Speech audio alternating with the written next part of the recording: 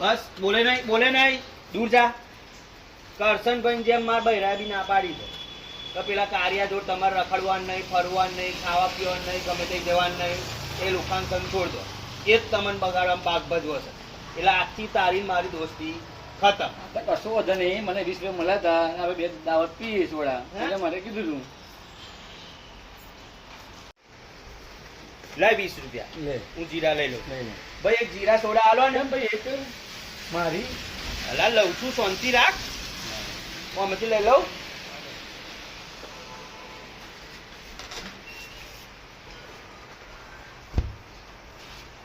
અલ્યા પીએ છે.